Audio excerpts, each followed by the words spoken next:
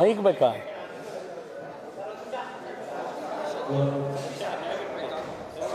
ಚೂರು ಎಳೆದು ಬಿಡಲಿ, ಸ್ವಲ್ಪ ಒಂದು ಅರ್ಧ ಎಳೆದು ಬಿಡಲಿ ಕಣ, ಒಂದು ಹಾಫ್ ಹೇಳಿ ನಮಗಿಂತ ಮುಂಚೆ ಒಂಚೂರು ಮುಂದಕ್ಕೆ. ಹಾಂ,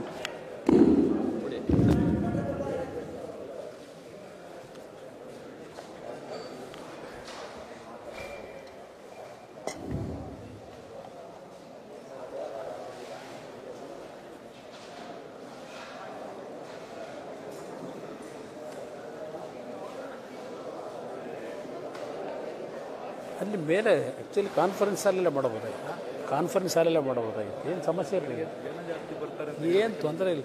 ಚೇರ್ಗಳ ಕೂತ್ಕೊಳ್ಳೋದ್ರೆ ಏನು ತೊಂದರೆ ಇಲ್ಲ.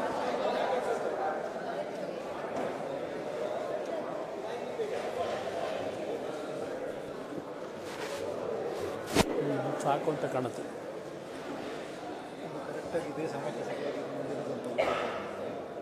ಸಾಕಲ್ಲ, ಅಷ್ಟು ಓಪನ್ ಇರಲಿ ಅಲ್ಲ, ಓಪನ್ ಇರಲ್ಲ. ನಿಮಗೆ ಕ್ಯಾಮ್ರಾಗೆ ಏನು ತೊಂದರೆ ಇಲ್ಲವಲ್ಲಣ್ಣ?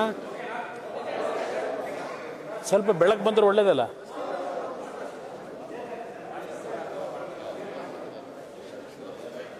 ಮಾಧ್ಯಮದ ಆ ತಟ್ಟೆ ಇದ್ರೆ ಸೌಂಡ್ ಕಡಿಮೆ ಮಾಡೋಕ್ಕೆ ಕೆಲಸದ ಸ್ವಲ್ಪ ಇಲ್ಲ, ಸ್ವಲ್ಪ ಒಂದು ಸೌಂಡ್ ಕಡಿಮೆ ಮಾಡಿ. ಇವತ್ತಿನ ಮಾಧ್ಯಮದ ಸ್ನೇಹಿತರ ಜೊತೆಯಲ್ಲಿ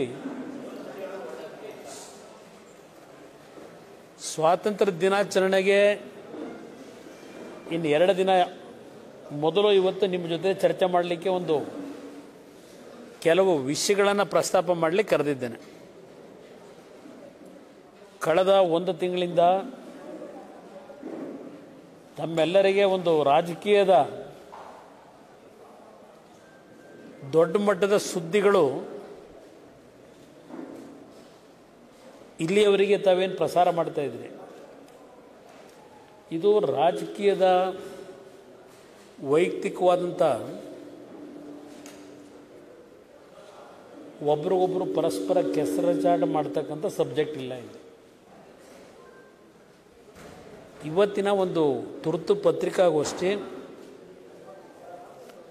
ರಾಜ್ಯ ಸರ್ಕಾರ ಯಾವ ರೀತಿಯಲ್ಲಿ ನಾನು ಕೇಂದ್ರದಲ್ಲಿ ಮಂತ್ರಿ ಆದಮೇಲೆ ನನಗೆ ಪ್ರೋತ್ಸಾಹವನ್ನು ಕೊಡ್ತಾ ಇದ್ದಾರೆ ಅಂತಕ್ಕಂಥದ್ದು, ಒಂದು ಇಲಾಖೆಯಲ್ಲಿ ಕೆಲಸ ನಿರ್ವಹಣೆ ಮಾಡಲಿಕ್ಕೆ. ನಾನು ಕೇಂದ್ರದ ಸಚಿವನಾಗಿ ಒಂದು 4-5 ದಿನದಲ್ಲಿ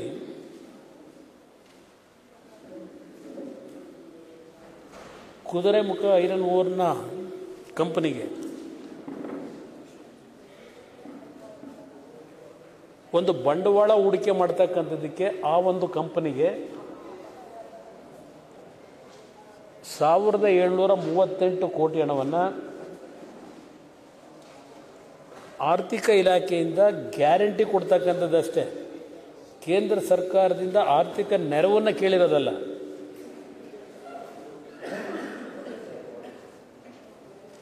ಯಾವೊಂದು QSL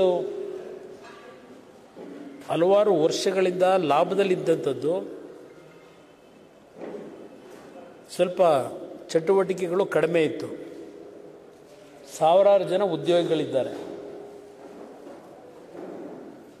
ನಾನು ಆ ಕಡತಕ್ಕೆ ಸೈನ್ ಹಾಕಿದ ತಕ್ಷಣವೇ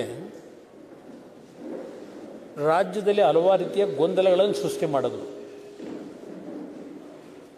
ಕುಮಾರಸ್ವಾಮಿ ಅವರು ಪರಿಸರದ ವಿಷಯದಲ್ಲಿ ಹಲವಾರು ಬಾರಿ ಟೀಕೆ ಮಾಡಿದ್ದಾರೆ. ಅವರೇ ಕೇಂದ್ರದ ಮಂತ್ರಿಗಳಾಗಿ ಪರಿಸರಕ್ಕೆ ಹಾನಿಯನ್ನು ಉಂಟು ಮಾಡಲಿಕ್ಕೆ ಹೊರಟಿದ್ದಾರೆ ಅಂತೇಳಿ. ಇದೇ ಸಿದ್ದರಾಮಯ್ಯನವರ ಸರ್ಕಾರ 2014, 15, 16ರಲ್ಲಿ QSL ಸಂಸ್ಥೆಗೆ ದೇವದಾರ ಭಾಗದಲ್ಲಿ ಗಣಿಗಾರಿಕೆಗೆ ಅನುಮತಿಯನ್ನು ಕೊಟ್ಟಿರ್ತಕ್ಕಂಥದ್ದು. ದೇವದಾರ ಸೊಂಡೂರಿನಲ್ಲಿ, ಅದು QSL ನಾನು ಹೇಳ್ತಾ ಇದ್ದೀನಿ, ಅದು ಪೂರಕ. ಇಲ್ಲಿ HMT ಹೇಳೋದಕ್ಕಿಂತ ಮುಂಚೆ ಈ ಸರ್ಕಾರ ಯಾವ ರೀತಿ ನಮಗೆ ಸಹಕಾರ ಕೊಡ್ತಾ ಇದ್ದಾರೆ ಅನ್ನೋದಕ್ಕೆ, ಅಲ್ಲಿ ಸೊಂಡೂರಿನ ಸಬ್ ರಿಜಿಸ್ಟ್ರಾರ್ ಕಚೇರಿನಲ್ಲಿ ಯಾವ ಭೂಮಿಯನ್ನು ಹಿಂದಿನ ಸರ್ಕಾರದಲ್ಲೇ ರೆಕಮೆಂಡೇಶನ್ ಮಾಡಿದ್ರು ಕೇಂದ್ರ ಸರ್ಕಾರಕ್ಕೆ, ಕೇಂದ್ರ ಸರ್ಕಾರವು ಅನುಮತಿ ಕೊಟ್ಟರು ಅಲ್ಲಿ ಐರನ್ ಓರನ್ನು ಎಕ್ಸ್ಟ್ರಾಕ್ಟ್ ಮಾಡಲಿಕ್ಕೆ. ಅದಕ್ಕೆ ಸುಮಾರು 500 ಕೋಟಿ ಹಣವೂ ಸಂದಾಯವಾಗಿದೆ. ಮತ್ತು ಅಲ್ಲಿ ಏನು ಐರನ್ ಓರ್ ಎಕ್ಸ್ಟ್ರಾಕ್ಟ್ ಮಾಡ್ತಾರೆ, ಅಲ್ಲಿ ಹೊಸದಾಗಿ ಪ್ಲ್ಯಾಂಟೇಷನ್ಗೆ ಫಾರೆಸ್ಟ್ ಪ್ಲ್ಯಾಂಟೇಷನ್ಗೆ ಸುಮಾರು 190 ಕೋಟಿ ಹಣವನ್ನು ಕಟ್ಟಿದ್ದಾರೆ KOCLನವರು. ಏನೋ ಲಕ್ಷಾಂತರ ಮರಗಳು ಹೋಗುತ್ತೆ ಅಂತ ಹೇಳಿ ಅದೆಲ್ಲ ಅಪ್ರಚಾರಗಳು ಈಗೇನು ಪ್ರಾರಂಭ ಮಾಡಿದ್ದಾರೆ. ಕೊಟ್ಟಿರೋದು ಕಾಂಗ್ರೆಸ್ ಸರ್ಕಾರ ಇದ್ದಾಗಲೇ, ಸಿದ್ದರಾಮಯ್ಯವರ ಮುಖ್ಯಮಂತ್ರಿಗಳಿದ್ದಾಗ. ನನಗಿರ್ತಕ್ಕಂಥ ಮಾಹಿತಿ ದೊಡ್ಡ ಮಟ್ಟದ ಮರಗಳಿಲ್ಲ ಅಲ್ಲಿ. ಆದರೂ ಪರಿಸರದಲ್ಲಿ ಯಾವೊಂದು ನಾವು ರಕ್ಷಣೆ ಕೊಡಬೇಕಾಗತ್ತೆ, KOCLನಿಂದ 190 ಕೋಟಿ ಹಣವನ್ನು ಕಟ್ಟಿದ್ದಾರೆ. ಅಲ್ಲಿ ಕುದುರೆ ಮುಖದಲ್ಲಿ ಹಿಂದೆ ಏನು ನಡೀತಾ ಇತ್ತಲ್ಲ KOCLನ ಚಟುವಟಿಕೆಗಳು, ಅಲ್ಲಿ ಕೆಲವು ಟೆಕ್ನಿಕಲ್ ಸ್ವಲ್ಪ ತಪ್ಪುಗಳಾಗಿರ್ತಕ್ಕಂಥದ್ದು KOCLಗೂ ಸರ್ಕಾರಕ್ಕೂ ನಡೀತಾ ಇದೆ, ಸ್ವಲ್ಪ ವ್ಯಾಜ್ಯ. ಅದೆಲ್ಲವನ್ನು ಸರಿಪಡಿಸ್ಕೊಳ್ಳಿಕ್ಕೆ ಆ ಸಂಸ್ಥೆನೂ ತಯಾರಿದ್ದಾರೆ. ಈಗ ಅಲ್ಲಿ ಎಕ್ಸ್ಟ್ರಾಕ್ಟೇಷನ್ಗೆ ಪರ್ಮಿಷನ್ ಕೊಡೋದು ಮತ್ತೆ ಇವರು ಏನೋ ಈ ನಮ್ಮ ಅರಣ್ಯ ಇಲಾಖೆ ಸಚಿವರು ಒಂದು ಟಿಪ್ಪಣಿ ಮುಂದೆ ರಿಲೀಸ್ ಮಾಡೋದು, ಅದಕ್ಕೂ ನಾವು ಸ್ಟೇ ಕೊಡಲಿಕ್ಕೆ ಹೇಳಿದ್ದೇನೆ ಅಂತ. ಇವತ್ತು ಅಲ್ಲಿ ಏನಾದರೂ ಚಟುವಟಿಕೆ ಪ್ರಾರಂಭ ಆಗದೇ ಇದ್ದರೆ ಸಾವಿರಾರು ಕುಟುಂಬಗಳು ಬೀದಿಗೆ ಬರ್ತವೆ. ವರ್ಷಕ್ಕೆ ಸುಮಾರು 120-130 ಕೋಟಿ ನಷ್ಟ ಪ್ರಾರಂಭ ಆಗುತ್ತೆ. ಆ ಸಂಸ್ಥೆ ಮುಚ್ಚಬೇಕು ಅಂತ ತೀರ್ಮಾನ ಮಾಡೋದಕ್ಕೆ ಮಾಡಿದಿರೋ ಇಲ್ಲ ನನ್ನ ಮೇಲೇನಾದ್ರು ಒಂದು ದ್ವೇಷ ಇನ್ನೂ ನಿಮಗೆ ನಿಂತಿಲ್ವೋ ಅನ್ನೋದು ಮುಖ್ಯ ಇಲ್ಲಿ. ಇದು ಪೂರಕವಾಗಿ ಅದು ಹೇಳಿದೆ ಭಾಳ ಎಳಿಲಿಕ್ಕೆ ಹೋಗೋದಿಲ್ಲ. ಈಗ ನಿನ್ನೆ ದಿನ ಈ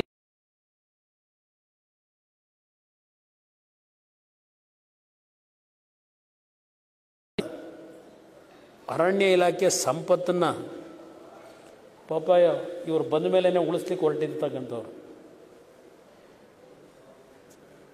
ಕಂಡ್ರೆ terms sale of land by HMT illegal, seeks recovery of 599 acres ಅಂತಕ್ಕಂಥದ್ದು ಒಂದು ದೊಡ್ಡ ಆರ್ಟಿಕಲ್ ಇದೆ.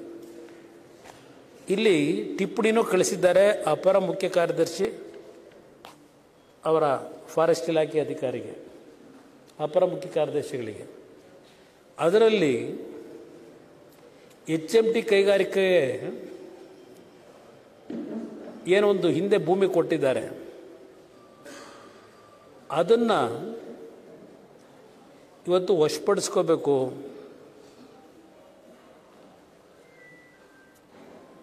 ಇದು 2020ರಲ್ಲಿ ಡಿನೋಟಿಫಿಕೇಷನ್ ಮಾಡಬೇಕು ಅಂತ ಹೇಳಿ ಸುಪ್ರೀಂ ಕೋರ್ಟ್ಗೆ ಮಧ್ಯಂತರ ಅರ್ಜಿ ಸಲ್ಲಿಸಿರೋದು ನಾವಲ್ಲ,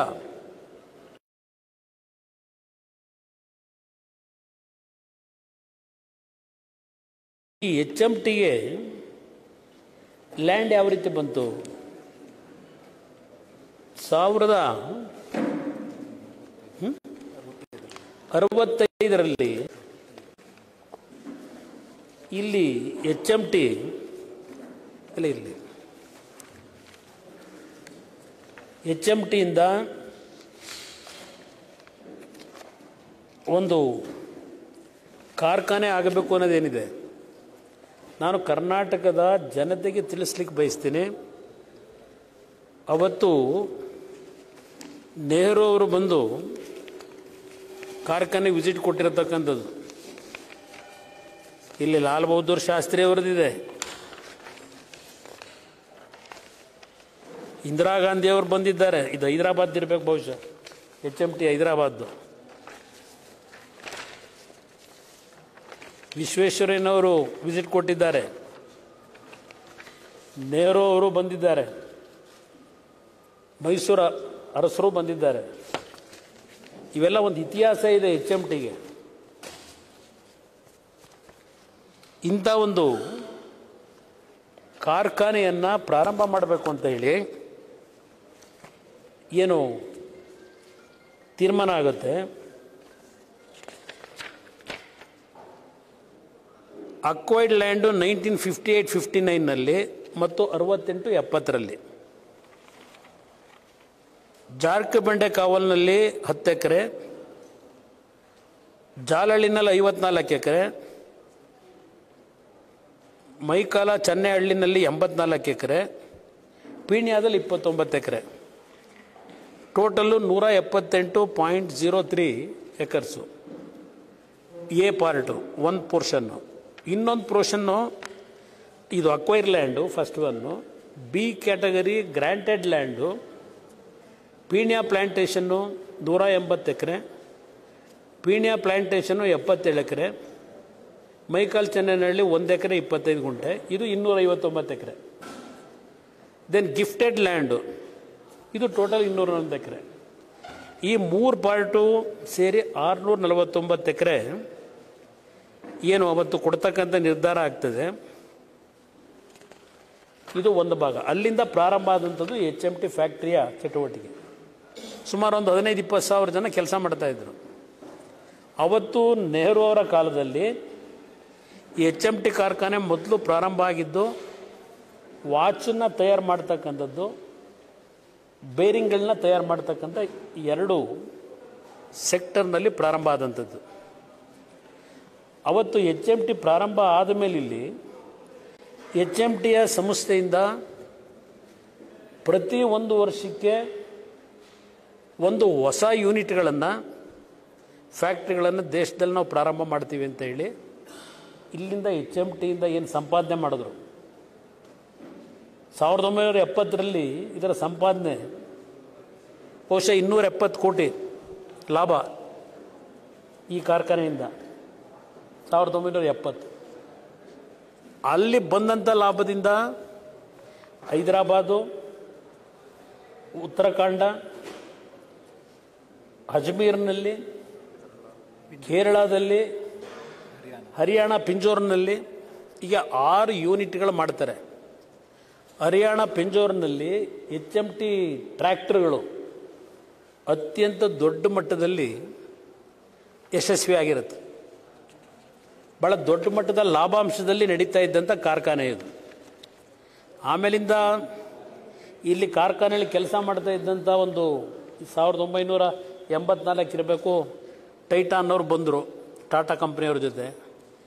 ಇಲ್ಲಿ ಕೆಲಸ ಮಾಡ್ತಾ ಇದ್ದಂಥ 350 ಇಂಜಿನಿಯರ್ಗಳನ್ನು ಒಂದೇ ರಾತ್ರಿನಲ್ಲಿ ಇಲ್ಲಿಂದ ಟಾಟಾ ಟೈಟಾನಿಕ್ ಇದಕ್ಕೆ ಎಲ್ಲರನ್ನೂ ಕರ್ಕೊಂಡು ಹೊರಟೋದ್ರು, ವಲಸೆ ಮಾಡ್ಕೊಂಡು. ಅಲ್ಲಿಂದ ಡೌನ್ಫಾಲ್ ಶುರುವಾಯಿತು. ಅದೆಲ್ಲ ಇರಲಿ, ಯಾರ್ಯಾರು ಮಾಡ್ಕೊಂಡ್ರು ಅದೆಲ್ಲ ಬೇಡ. ಈಗ ನೆನ್ನೆ ಟಿಪ್ಪಣಿ ಬರ್ಕೊಂಡವರಲ್ಲ ಮಿನಿಸ್ಟ್ರು,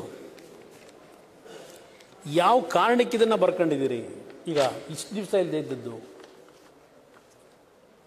ಇಲ್ಲಿ ಬರೆದಿದ್ದೀರಿ.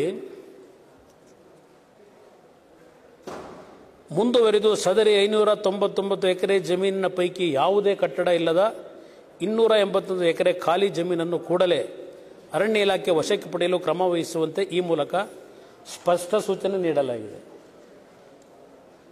ಏನು ಮಂತ್ರಿಗಳು ಸೂಚನೆ ಕೊಟ್ಟ ತಕ್ಷಣ ವಶಪಡಿಸ್ಕೊಳ್ಳೋಕ್ಕಾಗತ್ತಾ? ಯಾವ ಆಧಾರದ ಮೇಲೆ ಸೂಚನೆ ಕೊಡ್ತೀರಿ ನೀವು? ವಿಷಯಗಳನ್ನೇನೋ ತಿಳ್ಕೊಂಡಿದ್ದೀರಾ? ಅದು ಯಾವುದೋ ಸೆಕ್ಷನ್ 64A ಏನೋ ಹೇಳ್ಕೊಂಡಿದ್ದೀರಿ. ಅರಣ್ಯ ಅಧಿಕಾರಿಗಳು ವಶಕ್ಕೆ ಪ್ರಯತ್ನ ಮಾಡದಿರೋದು ಸಚಿವ ಸಂಪುಟ ಗಮನಕ್ಕೂ ತರದೆ 2020ರಲ್ಲಿ ಡಿನೋಟಿಫಿಕೇಷನ್ ಮಾಡುವಂತೆ ಕೋರಿ ಸುಪ್ರೀಂ ಕೋರ್ಟ್ಗೆ ಮಧ್ಯಂತರ ಅರ್ಜಿ ಸಲ್ಲಿಸಿರುವುದು ಅನುಮಾನಕ್ಕೆ ಕಾರಣವಾಗಿದೆ. ಈ ಅನುಮಾನ ಬರಲಿಕ್ಕೆ ಯಾರು ಕಾರಣ? ಡಿನೋಟಿಫಿಕೇಷನ್ನು ಯಾರು ಮಾಡಿದ್ರು 2020ರಲ್ಲಿ? ಈಗ ನಿಮ್ಗೆ ಅನುಮಾನ ಯಾಕೆ ಬಂತು? 2020ರಲ್ಲಿ ಹಾಕಿರೋದು ಸುಪ್ರೀಂ ಕೋರ್ಟ್ ಮುಂದೆ. ಈಗ ಇವೆಲ್ಲ ಯಾತಿ ಪ್ರಾರಂಭ ಆಯಿತು? ಯಾವ ಕುಮಾರಸ್ವಾಮಿ ಈ ಒಂದು HMT ಯೂನಿಟ್ಗಳಿಗೆ ಭೇಟಿ ಕೊಟ್ಟ ಇಲ್ಲಿ ಬಂದಿದ್ದೇನೆ, ಹೈದರಾಬಾದ್ಗೆ ಹೋಗಿದ್ದೇನೆ, ಪಿಂಜೋರಾಗೆ ಹೋಗಿದ್ದೇನೆ. ನಮ್ಮ ಅಧಿಕಾರಿಗಳಿಗೆ ಒಂದು ಹೊಸ ರೀಬರ್ತ್ ಕೊಡಲಿಕ್ಕೆ ಒಂದು ಎಕ್ಸ್ಪರ್ಟ್ ಕಮಿಟಿ ಮಾಡಿ ಇವತ್ತು ಈ ಒಂದು ಕಾರ್ಖಾನೆಯನ್ನು ವಿಶ್ವೇಶ್ವರಯ್ಯನವರ ಕಾಲದಲ್ಲಿ, ಮಹಾರಾಜರ ಕಾಲದಲ್ಲಿ ಅವತ್ತೇನು ನಿರ್ಮಾಣ ಆಗಿದೆ ಇದನ್ನು ಉಳಿಸಬೇಕು ಅನ್ನೋದಕ್ಕೋಸ್ಕರವಾಗಿ ಒಂದು ಎಕ್ಸ್ಪರ್ಟ್ ಕಮಿಟಿಯನ್ನು ರಚನೆ ಮಾಡಿ, ಏಕೆಂದರೆ ಮುಚ್ಚೋಗಿದೆ 2016ರಲ್ಲಿ ಸಂಪೂರ್ಣ ಕೇಂದ್ರ ಸರ್ಕಾರದಲ್ಲಿ ಇದನ್ನು ಡಿಸ್ಇನ್ವೆಸ್ಟ್ಮೆಂಟ್ ಮಾಡಬೇಕು ಅಂತ ತೀರ್ಮಾನ ಮಾಡಿಬಿಟ್ಟಿದ್ದಾರೆ. ಆದರೂ ನನಗೊಂದು ವಿಶ್ವಾಸ ಇದೆ, ಗೌರವಾನ್ವಿತ ಪ್ರಧಾನಮಂತ್ರಿಗಳನ್ನು ಕನ್ವಿನ್ಸ್ ಮಾಡಿ ಯಾವ ನನ್ನ ಇಲಾಖೆಯಲ್ಲಿ ಹೆವಿ ಇಂಡಸ್ಟ್ರೀಸ್ ಅಂತಕ್ಕಂಥದ್ದೇನಿದೆ 40 CPSEಗಳಿದ್ದಾವೆ. ಅದರಲ್ಲಿ ಸುಮಾರು 26-27 ಮುಚ್ಚೆ ಹೋಗಿದ್ದಾವೆ. ಇನ್ನು ಕೆಲವು ಮುಚ್ಚೋಗೋ ಸ್ಟೇಜ್ನಲ್ಲಿದ್ದಾವೆ. ಇದೆಲ್ಲದಕ್ಕೂ ಒಂದು ಜೀವ ಕೊಡಬೇಕು ಅಂತೇಳಿ ನಾನು ಕಳೆದ 2 ತಿಂಗಳಿಂದ ನನ್ನದೇ ಆದಂಥ ರೀತಿಯಲ್ಲಿ ಶ್ರಮ ಆಗ್ತಾ ಇದ್ದೇನೆ.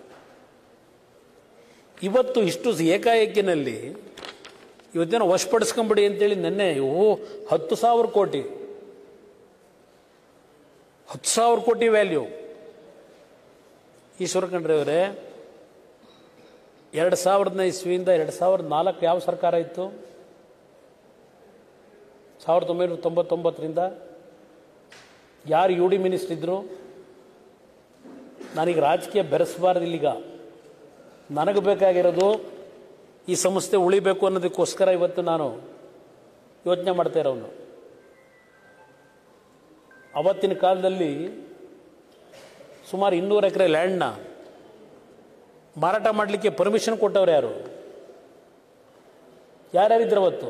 ಸರ್ಕಾರ ನಡೆಸ್ತಿದ್ದವ್ರು ಯಾರು? 1999ರಿಂದ 2004 ಇದೇ ಕುಮಾರಸ್ವಾಮಿ 2006 ಮುಖ್ಯಮಂತ್ರಿಯಾಗಿ ಆದೇಶ ಮಾಡಿದ್ದೇನೆ, HMTಯ ವ್ಯಾಪ್ತಿಯಲ್ಲಿರ್ತಕ್ಕಂಥ ಯಾವುದೇ 1 ಇಂಚು ಭೂಮಿಯನ್ನು ಇವತ್ತಿನಿಂದ ಯಾವುದೇ ರೀತಿಯಲ್ಲಿ ಇವತ್ತು ರಿಜಿಸ್ಟರ್ ಆಗಬಾರ್ದು, ಎಲ್ಲ ಸಬ್ ರಿಜಿಸ್ಟ್ರಾರ್ ಕಚೇರಿಗಳಿಗೆ ಸೂಚನೆ ಕೊಡಬೇಕು ಅಂತ ಹೇಳಿ 2006ಕ್ಕೆ ಕೊನೆಗಾಣಿಸ್ತೆ. ಅದಕ್ಕಿಂತ ಮುಂಚೆ ಏನೇನಾಗಿದ್ದಾವೆ ಸ್ವಲ್ಪ ಈಶ್ವರ ಖಂಡ್ರೆ ಅವರು ಈಗ ಅದೇನು ಹೇಳೋರಲ್ಲ ಅನುಮಾನ, ಅದು ನೋಡ್ಕೊಳ್ಳಿ. ಈಗ ಪ್ರಶ್ನೆ ಏನು ಅಂದರೆ, ಈ HMTಯ 599 ಎಕರೆ ಜಮೀನೇನಿದೆ, ನಾನು ಭಾಳ ಎಳಿಲಿಕ್ಕೆ ಹೋಗೋದಿಲ್ಲ. ಈ ಭೂಮಿಯನ್ನು ಪುಕ್ಕಟ್ಟೆ ಕೊಟ್ಟಿಲ್ಲ, ಅದೆಲ್ಲ ಸ್ವಲ್ಪ ಕಡತ ತೆಗೆದು ನೋಡೋದು ಒಳ್ಳೆಯದು. ನಮ್ಮ ಅಧಿಕಾರಿಗಳಿಗೆ ಅಭಿನಂದಿಸ್ತೀನಿ. ನಿನ್ನೆ ನಾನು ದೂರವಾಣಿ ಮುಖಾಂತರ ಮಾತನಾಡಿದ ಮೇಲೆ ಎಲ್ಲ ರೆಕಾರ್ಡ್ಗಳನ್ನು ತೆಗೆದಿಟ್ಟಿದ್ದಾರೆ. ಇದು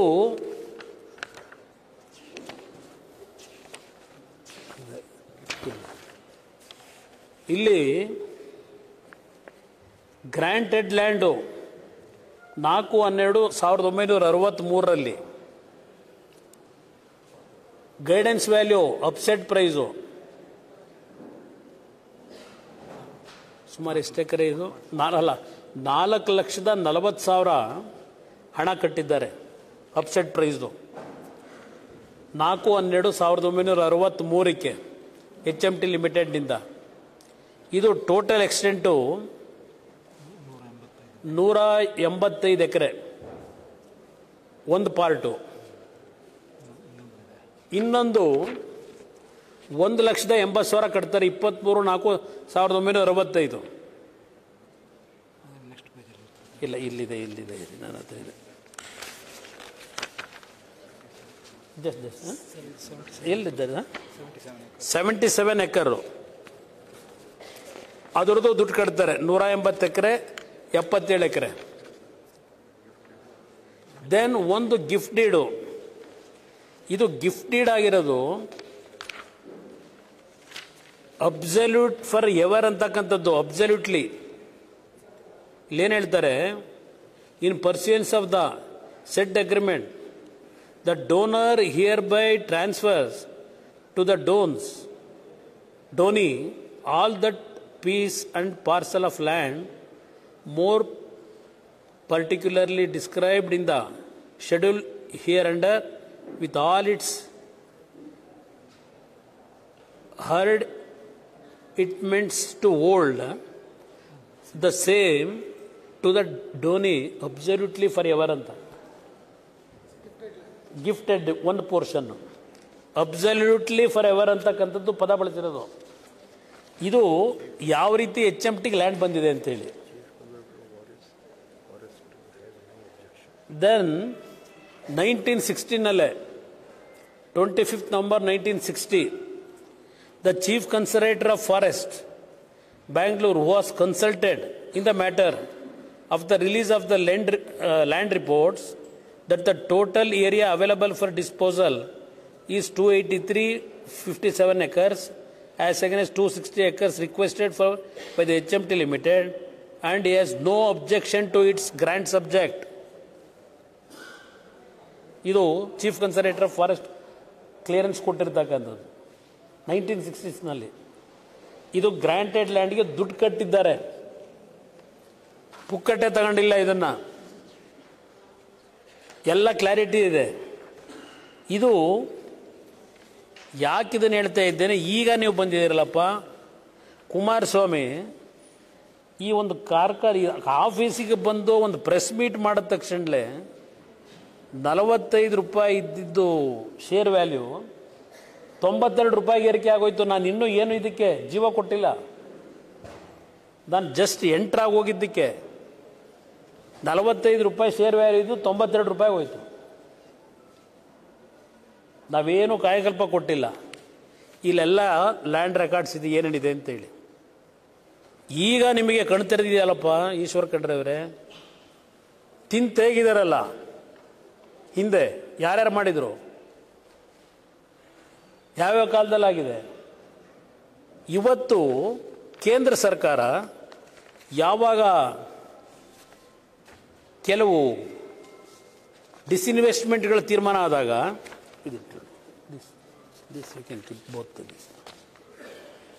ಇಲ್ಲಿ ನಮ್ಮ ಇಸ್ರೋಗೆ ಇದರಲ್ಲೇ ಇದೆಯಾ, ಗೇಲ್ ಅವರಿಗೆ 1.54 acres, 87 acres Indian space research ಆರ್ಗನೈಸೇಷನ್ಗೆ, 0.74 ಎಕರ್ಸು ಮೆಸಸ್ ರಾಮನ್ ರಿಸರ್ಚ್ ಇನ್ಸ್ಟಿಟ್ಯೂಟ್ಗೆ, 5.8 acres of land at Bengaluru central excise ಡಿಪಾರ್ಟ್ಮೆಂಟ್ಗೆ. ಇದು ಕೇಂದ್ರ ಸರ್ಕಾರ HMT ಅವರಿಗೆ ಅವರು ಡೈರೆಕ್ಷನ್ ಕೊಟ್ಟಿದ್ದಾರೆ. ಈ ಲ್ಯಾಂಡನ್ನು ಅವ್ರಿಗೆ ಕೊಡಬೇಕು ಅನ್ನೋ ತೀರ್ಮಾನ ಆಯಿತು. ಇದಕ್ಕೆ NOC ಕೇಳಿದ್ರೆ NOC ಕೊಡೋದಿಲ್ಲ. NOC ಕೊಡೋದು ಯಾರಿಗೆ? ಈಶ್ವರ್ ಖಂಡ್ರೆ ಅವರೇ, ನಿಮ್ಮ ಡಿಪಾರ್ಟ್ಮೆಂಟು. ಇಲ್ಲಿ ಏನಾಗುತ್ತೆ, ಒಂದು ಕಮಿಟಿ ರಚನೆ ಮಾಡ್ತಾರೆ. ಯಾವಾಗ ಈ ಹೈ ಲೆವೆಲ್ ಕಮಿಟಿ ಮಾಡೋದಾರಲ್ಲ, ಇವರೇನು IA ಹಾಕಿದಾರಲ್ಲ, ಅದರೊಳಗೆ ಎಲ್ಲ mention ಮಾಡ್ಕೊಂಡವ್ರು ಅವರೇನೆ. It is submitted that as per the proceedings of the high level committee, it was decided to constitute the following subcommittees to look into this matter and submit the report ಅಂದರು. ಈ high level committee survey ಮಾಡೋದಲ್ಲ, survey conducted by subcommittee and submitted its report. It is clearly found that no forest nature is existing in the land and is of an urban character with factory, township, buildings, hospitals, roads, etc. over the same. The translated copy of the said survey report along with sketch and the copy of Google image are herewith produced. ಇವರು high level committee ಹೋಗೆಲ್ಲ survey ಮಾಡಿದ್ರು. ಇಲ್ಲಿ ಒಂದು ನಿಮಿಷ ಸರ್ವೇದಿದೆಯಲ್ಲ,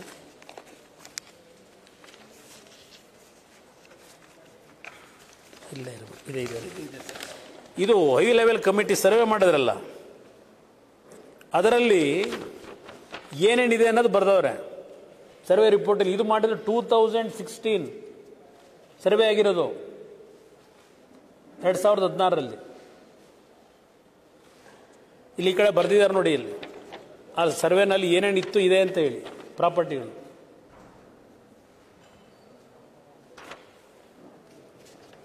ಇವತ್ತು ಖಾಲಿ ಜಾಗ acquire ಮಾಡ್ಕೊಳ್ಳೋಕೆ ಹೇಳೋರಿಗೆ urgent ತರಾತುರಿಲಿ. ಯಾರಿಗೆ ಕೊಡೋಕ್ಕೆ ಈಶ್ವರ್ ಕಂಡ್ರೆ? ಯಾರಿಗೆ ಕೊಡೋದಕ್ಕೆ ತರಾತುರಿಲಿ ನೆನ್ನೆ ಆದೇಶ ಮಾಡಿದ್ದೀರಿ?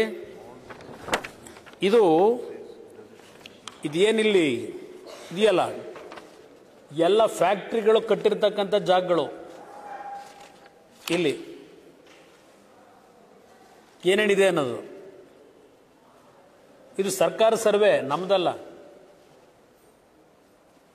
ಇವತ್ತು 290 ಎಕರೆ ಬೇಗ ಖಾಲಿ ಜಾಗ ತಕ್ಷಣ ವಶಪಡಿಸ್ಕೊಳ್ಳಿ ಅಂತ ನಿಮ್ಮ ಆಫೀಸರ್ಗೆ ಹೇಳಿದಿರಲ್ಲ, ಯಾರಿಗಂಚಕ್ಕದು? ಇಲ್ಲಿ ಗೆಜೆಟ್ ನೋಟಿಫಿಕೇಶನ್ ನಮ್ಮ ಹತ್ರ ಇದೆ. 1896 ಏನೇನಿತ್ತು ಅಂತೇಳಿ ಮೈಸೂರು ಮಹಾರಾಜರ ಕಾಲದಲ್ಲಿ ಇಲ್ಲಿ ಹೇಳ್ತಾರೆ ಇವರು. ಈಗ ಇವರು ಹೇಳ್ತಾ ಇದ್ದಾರಲ್ಲ, ಇಲ್ಲಿ ಏನು ಹೇಳಿದ್ರು, ಎಂಥ ಮಜಾ ಇದೆ ನೋಡಿ. It is submitted that the government of the erstwhile state of Mysore had in terms of government order AFD 103 FGN/60 dated 25/11/1960 and dated 31/5/1961, then dated 5/8/1961, directed the Chief Conservator of Forest, Department of Forest, Mysore, to initiate the process of denotification of the lands and the lands to be released and immediately handed over to the Hindustan Machine Tools Limited, Bangalore, pending completion of all formalities connected therewith collectively produced and marked as annexure number 7. However, no documents were traceable in the Forest Department. ನಿಮ್ಮ forest ಡಿಪಾರ್ಟ್ಮೆಂಟಲ್ಲಿ ಡಾಕ್ಯುಮೆಂಟ್ಗಳೇ ಇಟ್ಕೊಂಡಿಲ್ಲ, ನಿಮ್ಮ ಹತ್ರ ಏನೂ ಇಲ್ಲ. ನೀವೇ ಕೋರ್ಟಿಗೆ ಕೊಟ್ಟಿರೋದು ಇದು, ನಿಮ್ಮ ಹತ್ರ ಏನೂ ಡಾಕ್ಯುಮೆಂಟ್ ಇಲ್ಲ. Whether the denotification of the lands were indeed done before handing over to HMT. ಈಗ ನೀವೇನು ಕೇಳ್ತಾ ಇದ್ದೀರಿ, ನೋಟಿಫಿಕೇಶನೇ ಆಗಿದೆಯಲ್ವ, ನಿಮ್ಮ ಹತ್ರ ರೆಕಾರ್ಡ್ಸ್ ಇಲ್ಲ. ಡಿನೋಟಿಫಿಕೇಶನ್ ಪ್ರಶ್ನೆ ಈಗ ಯಾಕೆ ಬರುತ್ತೆ? ನೀವೆಲ್ಲ ಹಾಕೊಂಡಿದ್ರಲ್ಲ, ಯಾರು ಹಾಕೊಂಡಿದ್ರಿ ಇದನ್ನು? 2020 ಹಾಕೊಂಡವ್ರು ಯಾರೋ ಅವತ್ತಿನ ಲೀಗಲ್ ಅಡ್ವೈಸ್ ಮೇಲೆ. ಇವತ್ತು ನೀವು ಚರ್ಚೆ ಮಾಡ್ತಾ ಇದ್ದೀರಿ. ಈ ಪ್ರಾಪರ್ಟಿನ ಇಲ್ಲಿ ಸಾಗುವಳಿ ಚೀಟಿನ ದುಡ್ಡು ಕೊಟ್ಟು ಕೊಂಡ್ಕೊಂಡಿದ್ದಾರೆ. ಬರೀ ಗ್ರ್ಯಾಂಟ್ ಅಷ್ಟೇ ಅಲ್ಲ, ಎಲ್ಲ ರೆಕಾರ್ಡ್ಸ್ ಇದೆ ಇಲ್ಲಿ HMT ಆಫೀಸ್ನಲ್ಲಿ. ಈಗ ಇವರು NOC ಕೇಳಿದ್ರೆ ಕೊಡಕ್ಕೆ ತಯಾರಾಗಿಲ್ಲ. ಪ್ರೆಸ್ಟೀಜ್ನರ್ 27 ಎಕರೆ ಭೂಮಿ ಯಾವ ಟೈಮಾಗ ಖರೀದಿ ಮಾಡಿದ್ರು ನೋಡಿ, ಸ್ವಲ್ಪ ಅಲ್ಲೆಲ್ಲ ಕಟ್ಟಾಗಿರ್ಬೇಕಾಗಲೇ. ಪ್ರೆಸ್ಟೀಜ್ನರು ಎಷ್ಟೆಷ್ಟು ಬಿಲ್ಡಿಂಗ್ಗಳು ಬಂದವೆ ಈಗ ನೋಡಿದಿರಲ್ಲ. ಇದಕ್ಕೆಲ್ಲ ಕಾರಣಕರ್ತರು ಯಾರಿದ್ದಾರೆ? ಸಿಂಗಾಪುರ ಮಾಡಿದವರು. ಇವತ್ತು ನೆನ್ನೆ ಹೋಗಿ ಬಂದಾರಲ್ಲ ಬೆಂಗಳೂರು ನಗರ. ಎಂಥ ಸಿಟಿ ಮಾಡ್ತೀರಿ? ಬ್ಯಾಡ್ ಸಿಟಿ, ಬ್ಯಾಡ್ ಬೆಂಗಳೂರು, ಬ್ರ್ಯಾಂಡ್ ಬೆಂಗಳೂರು, ಬ್ರ್ಯಾಂಡ್ ಬೆಂಗಳೂರಾ? ನಾನೆಲ್ಲ ಬ್ಯಾಡ್ ಬೆಂಗಳೂರು ಅಂತ ಅನ್ಕೊಂಡೆ. ನೆನ ಸುತ್ಕೊಂಡು ಅರ್ಧ ಗಂಟೆಯಲ್ಲಿ ಬಂದ್ರಲ್ಲ. ಇಲ್ಲಿ ಅವ್ರು ಏನು ಮಾಡ್ತಾರೆ, ನಿಮ್ಮ ಚೀಫ್ ಕನ್ಸರ್ವೇಟರ್ ಫಾರೆಸ್ಟು ಪ್ರೆಸ್ಟೀಜ್ನರ್ಗೆ NOC ಕೊಡ್ತಾರೆ. ಅಡಿಷನಲ್ ಚೀಫ್ ಸೆಕ್ರೆಟರಿ ACCF ಕೊಡಬಾರ್ದು ಅಂತ ಬರೆದಿರ್ತಾರೆ. ಅದನ್ನು ಓವರ್ಲುಕ್ ಮಾಡಿ ಇದೇ ಸಿದ್ದರಾಮಯ್ಯರ ಕಾಲದಲ್ಲಿ 2015ನಲ್ಲಿ ಕೊಟ್ಟಿರೋದು.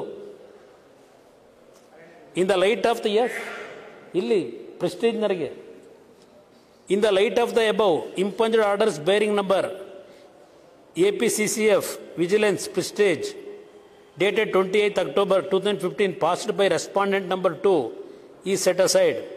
ಅಂದರೆ ACCF ಕೊಟ್ಟಿದ್ರಲ್ಲ, ಅದನ್ನು ಸೆಟ್ ಅಸೈಡ್ ಮಾಡಿದ್ರು. Respondent number 1 was member secretary of the high level committee appointed by government on 26/10/2015. Who is the head of the government at that time? Member Secretary is directed to examine relevance, suitably, and legal provisions as far as the case appellant is concerned, and that take appropriate decision to bring the same before the said high-level committee appointed by the government for a suitable decision. ಇವರಿಗೆ ಪ್ರೆಸ್ಟೀಜ್ನರಿ ಕೊಡ್ತಾರೆ NOC. ISRO ಕೊಟ್ಟಿದ್ದಕ್ಕೆ ಇಸ್ರೋದವರಿಗೆ land ಕೊಟ್ಟಿದ್ದಕ್ಕೆ NOC ಕೊಡಕ್ಕೆ ತಯಾರಿಲ್ಲ ಸರ್ಕಾರ. ಏಕೆಂದರೆ ಇಸ್ರೋದರಿಂದ ಬರಬೇಕಲ್ಲ, ಇಸ್ರೋದವ್ರು ಕೊಡಲ್ವಲ್ಲ.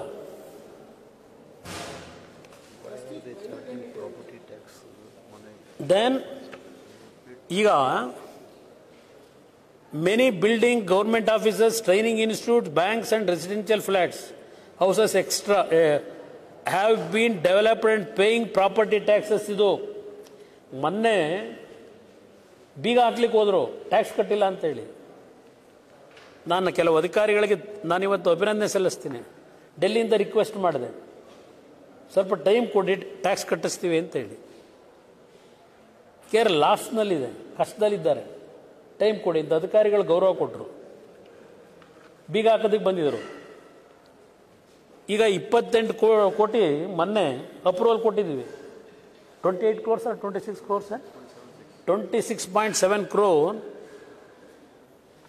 struggling for pay to pay to run this institution.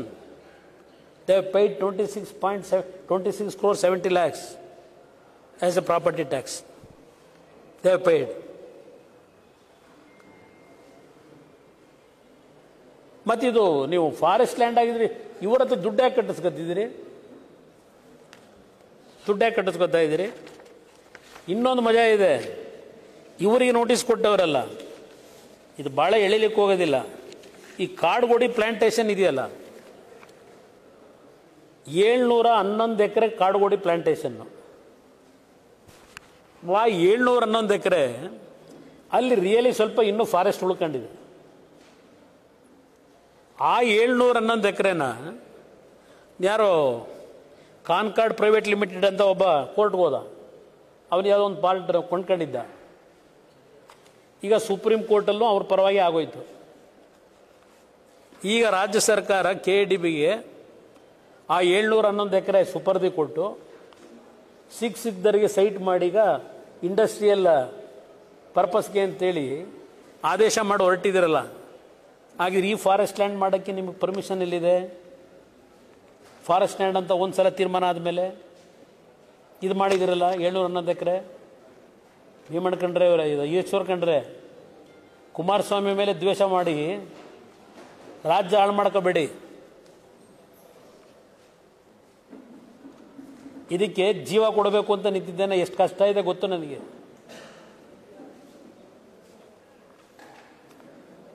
ಸದ್ಯದಲ್ಲೇ ವೈಜಾಗ್ RINL ಪ್ರಧಾನಮಂತ್ರಿಗಳು ಆರ್ಥಿಕ ಸಚಿವರ ಒಂದು ಒಪ್ಪಿಗೆ ಮೇರೆಗೆ ಕೆಲವು ತೀರ್ಮಾನಗಳಾಗ್ತಾ ಇದೆ ಅಲ್ಲಿ. ಅದೇ ರೀತಿ ವಿಶ್ವೇಶ್ವರಯ್ಯ ಸ್ಟೀಲ್ ಪ್ಲಾಂಟು ಸಂಪೂರ್ಣ ಬೆಣೆ ಹೊಡೆದಿದ್ದಾರೆ.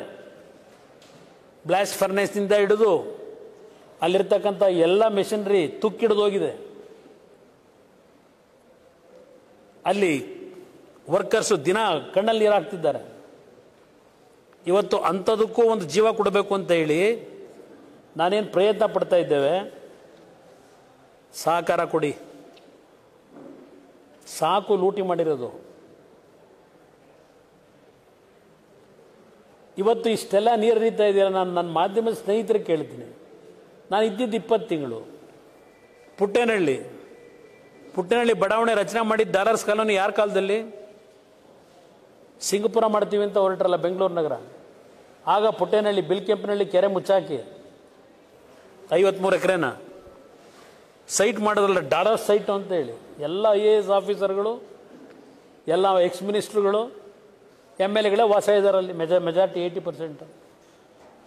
ಧರ್ಮಸಿಂಗ್ ಮುಖ್ಯಮಂತ್ರಿ 3 ಅಡಿ 4 ಅಡಿ ಮನೆಗೆ ನೀರು ನಿಲ್ತಾ ಇತ್ತು. ನಾನು 2006ಕ್ಕೆ ಮುಖ್ಯಮಂತ್ರಿ ಆದೆ. ಸ್ಪಾಟ್ ಇನ್ಸ್ಪೆಕ್ಷನ್ ಮಾಡಿ ಇವತ್ತು ಅಲ್ಲಿ ಏನು ಕೆಲಸ ಮಾಡಿದೆ, ಇವತ್ತಿನವರೆಗೂ ಆ ಭಾಗದಲ್ಲಿ 1 ಇಂಚು ನೀರು ನಿಲ್ಲಿಲ್ಲ. ಅಲ್ಲಿ ಕೆಲಸ ಮಾಡಿ ತೋರಿಸಿದ್ದಾನೆ. ದಿನ ಹೋಯ್ತಿರಲ್ಲಪ್ಪ ಪ್ರದಕ್ಷಿಣೆ ಮಾಡ್ಕೊಂಡು. ಏನು ಮಾಡಿದ್ದೀರಿ ಕಳೆದ 10 ವರ್ಷ 15 ವರ್ಷದಲ್ಲಿ? ನಾಡಿನ ಜನತೆಗೆ ನಾನು ಮನವಿ ಮಾಡ್ತೇನೆ, ಅಪರೂಪ ನನಗೇನೋ ಭಗವಂತನ ಅದು ಒಂದು ರೀತಿ ಲಾಟ್ರಿನಲ್ಲೇ ಬರೋದು. ನನಗೆ ಲಾಟ್ರಿ ಸಿಸ್ಟಮಲ್ಲೇ ನನಗೆ ಅಧಿಕಾರ ಬಂದಿರೋದು ಪ್ರತಿ ಟೈಮಲ್ಲಿ. ಆದರೆ ಆ ಲಾಟ್ರಿ ಸಿಸ್ಟಮ್ನಲ್ಲಿ ಬಂದಂಥ ಅಧಿಕಾರದಲ್ಲಿ 4 ಒಳ್ಳೆಯ ಕೆಲಸ ಮಾಡಬೇಕು ಅಂತ ನಾನು ಹೊಡ್ತೇನೆ. ಅರ್ಥ ಮಾಡ್ಕೊಳ್ಳಿ, ಸಹಕಾರ ಕೊಡಿ. ಅರಸರ ಕಾಲದಲ್ಲಿ ವಿಶ್ವೇಶ್ವರಯ್ಯನವರು ಈ ಒಂದು ರಾಜ್ಯದ ಅಭಿವೃದ್ಧಿಗೆ ಯಾವೊಂದು ಅವರ ಬದುಕನ್ನ ತೇದಿದ್ದಾರೆ. ಏಷ್ಯಾ ಖಂಡದಲ್ಲೇ ಮೊದಲನೇ ಬಾರಿಗೆ ವಿದ್ಯುತ್ ಶಕ್ತಿ ಐಡಲ್ ಪವರ್ ಪ್ರಾಜೆಕ್ಟ್ ಈ ದೇಶದಲ್ಲಿ ವಿದ್ಯುತ್ ಶಕ್ತಿ ಅಂತಕ್ಕಂಥದ್ದನ್ನು ನೋಡಿದರೆ ಮೈಸೂರು ಅರಸರ ಕಾಲದಲ್ಲಿ ವಿಶ್ವೇಶ್ವರಯ್ಯನವರ ಕೊಡುಗೆ. ಇದನ್ನೆಲ್ಲ ಮರ್ಯಾದೆ ಬೇಡ. ಇವತ್ತು ಅಡ್ವಾನ್ಸ್ ಆಗಿ ಬೆಳೆದಿದ್ದೀವಿ ಟೆಕ್ನಾಲಜಿಕಲಿ. ಯಾತಕ್ಕಿಂತ ರಾಜಕಾರಣ ರೆಕಾರ್ಡ್ ತರಿಸಿ ನೋಡಿ ನೆಟ್ಟಿಗೆ. ಮೊದಲು ಈಶ್ವರ ಖಂಡ್ರೆ ಅವರೇ, ಎಲ್ಲೆಲ್ಲಿ ಲೂಟಿ ಆಗ್ತಿದೆ ಮೊದಲು ಅದು ಸರಿಪಡಿಸ್ಕೊಳ್ಳಿ.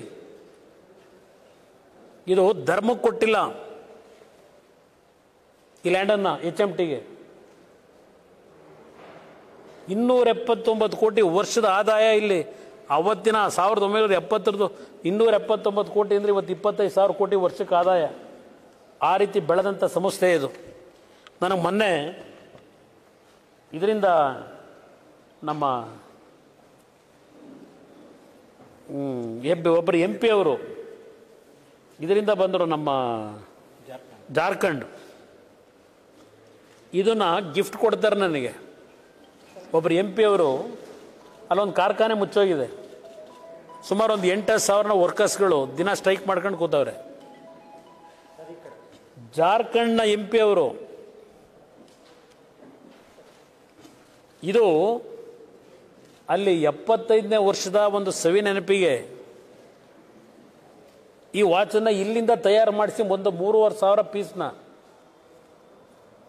ನಮ್ಮ HMTಯಿಂದ ತಗೊಂಡೋಗಿರೋದು. ಇದು ಖಂಡವಾಲ ಲೋಕಸಭೆ MP ಅವರು ಮೊನ್ನೆ ಬಂದು ಅಲ್ಲೇನು ಸಮಸ್ಯೆ ಇದೆ ನೀವು ಬರಬೇಕು ನಮ್ಮ ಊರಿಗೆ, ನಮ್ಮ ಎಲ್ಲ ಟ್ರೈಬಲ್ಸ್ ಇದ್ದಾರೆ, ಅವ್ರಿಗೇನಾದರೂ ಒಂದು ಹೊಸ ಜೀವ ಕೊಡಬೇಕು ಅಂತೇಳಿ ಬಂದಿದ್ರು.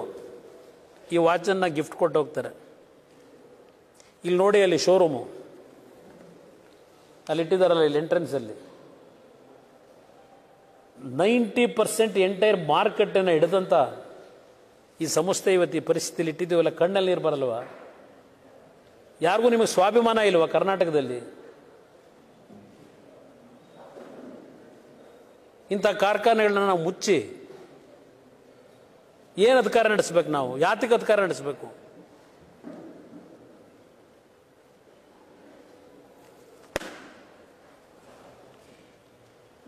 ಇದು ನಾನು ನೆನ್ನೆ ಈ ಪೇಪರ್ ನೋಡಿ ನನಗೆ ಕಣ್ಣಲ್ಲಿ ನೀರು ಬಂತು. ನಿಮ್ಗೆ ಹೇಳಬೇಕು ಅನ್ನೋದು ಏನಾಗಿದೆ ಇವರಿಗೆಲ್ಲ ಅಂತ ಹೇಳಿ. ಕಳೆದ 1 ತಿಂಗಳ ಹಿಂದೆ ಯಾವೊಂದು ದೊಡ್ಡ ಮಟ್ಟದ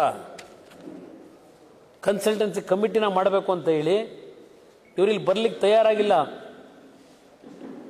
ಏನಿದೆ ಇಲ್ಲಿ ಬಂದು ನಾನು ಏನು ಕೆಲಸ ಮಾಡಬೇಕು ಅಂತ ಹೇಳಿ ಪಾಪ ಇಲ್ಲಿ ಬಂದು ಚೇರ್ಮನ್ಶಿಪ್ ಒತ್ತಾಯಕ್ಕೋಸ್ಕರ ಬಂದಿಲ್ಲಿ ಕೆಲಸ ಮಾಡ್ತಾ ಇದ್ದಾರೆ. ಹೈದರಾಬಾದಲ್ಲಿ 1000 ಎಕರೆ ಇದೆ, heart of the city. Atomic ಎನರ್ಜಿಗೆ ಇಕ್ವಿಪ್ಮೆಂಟ್ ಮಾಡಿಕೊಡ್ತಾರೆ, ಬಟ್ ಬಂಡವಾಳ ಇಲ್ಲ. ಇವತ್ತು ಇಸ್ರೋಗೆ, ಡಿಫೆನ್ಸ್ಗೆ, ರೈಲ್ವೇಸ್ಗೆ ಅವಕಾಶ ಇದೆ, ಬಟ್ ಇವತ್ತು ಬಂಡವಾಳ ಇಲ್ಲ. ಇದನ್ನು ಯಾವ ರೀತಿ ಇವತ್ತಿನ ಟೆಕ್ನಾಲಜಿನ ಅಳವಡಿಸ್ಕೊಂಡು ಇದನ್ನು ಮತ್ತೆ ಜೀವ ಕೊಡಲಿಕ್ಕೆ, ಯಾಕೆಂದರೆ ಒಂದ್ಸಲ ಕ್ಯಾಬಿನೆಟ್ನಲ್ಲಿ ತೀರ್ಮಾನ ಡೆಲ್ಲಿಲಿ ಆಗಿಬಿಟ್ಟಿದೆ.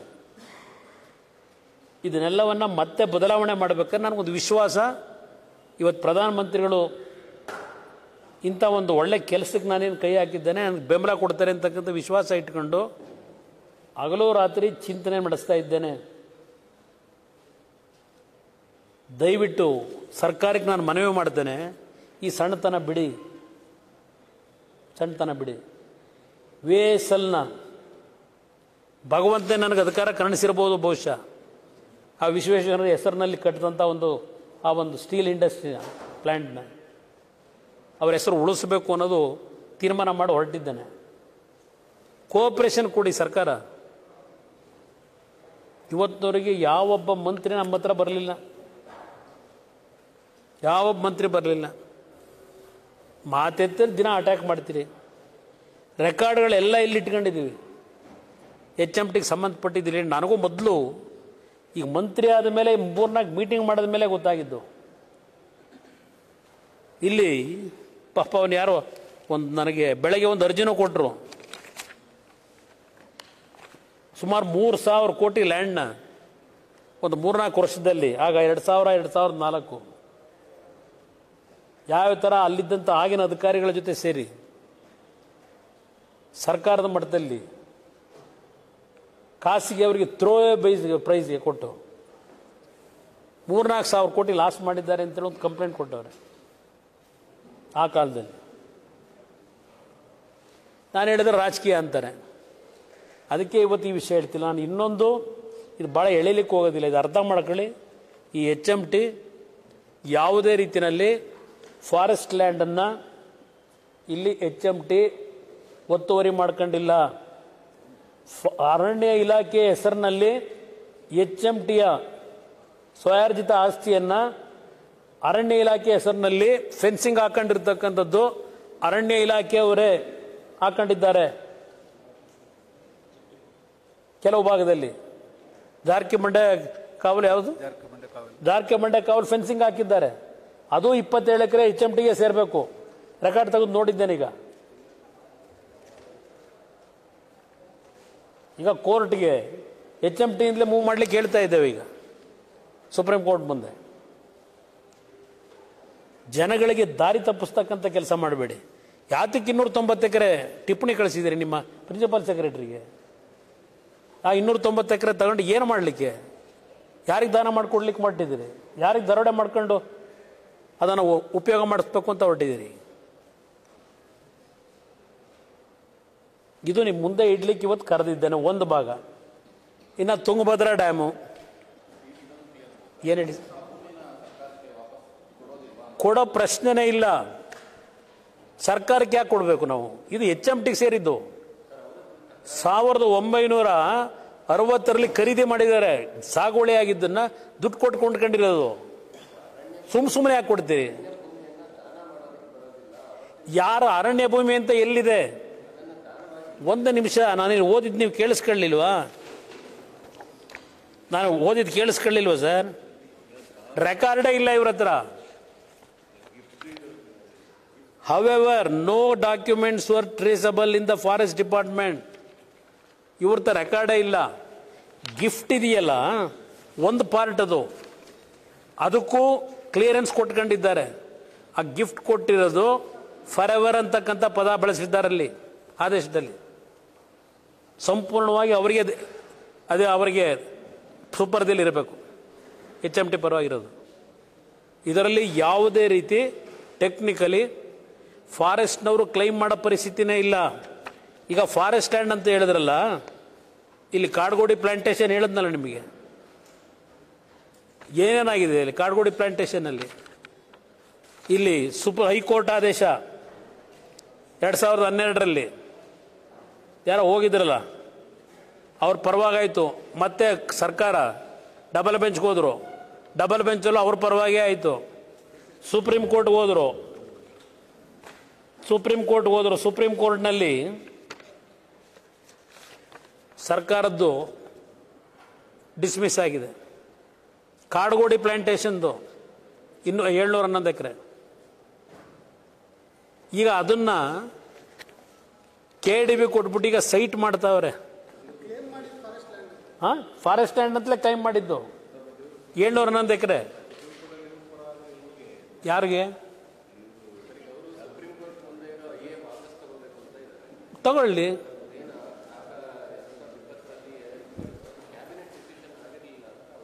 ಈಗ ಒಂದು ನಿಮಿಷ, ನಮಗೆ ಸರ್ಕಾರ ಡಿನೋಟಿಫಿಕೇಶನ್ ಆಗಿಲ್ಲ ಅಂತ ಹೇಳಿ, ಡಿನೋಟಿಫಿಕೇಶನ್ ಮಾಡಬಾರ್ದು ಅಂತ ಹೇಳಿ ಈಗ ಏನು ಹಾಕೊಂಡಿದ್ರಲ್ಲ ಮಾಡಬೇಕು ಅಂತೇಳಿ ಅದನ್ನು ವಾಪಸ್ ತಗೋತೀವಿ, ಕ್ಯಾಬಿನೆಟ್ ನೋಟ್ ಸಿಕ್ಕಿರಲಿಲ್ಲ ಅಂತ ಹೇಳಿದ್ದಾರೆ. ನಮ್ಮ ಕ್ಲೈಮ್ ನಮ್ದೇನಿಲ್ಲ ಇಲ್ಲಿ. ಅವ್ರು ಆಗಲೇ ಎಲ್ಲ ರೀತಿ ಹೇಳ್ಬಿಟ್ಟವ್ರು ಅವರೇನೆ. ನಿಮ್ಮ ಯಾವುದು ಇದರಲ್ಲಿ ಫಾರೆಸ್ಟ್ ನೇಚರೇ ಇಲ್ಲ ಅಂತ ಹೇಳ್ತಾರೆ. ಇಲ್ಲಿ ಮ್ಯಾಪೇ ಕೊಟ್ಟವರಲ್ಲ, ತೋರಿಸಿದ್ನಲ್ಲ ನಿಮಗೀಗ.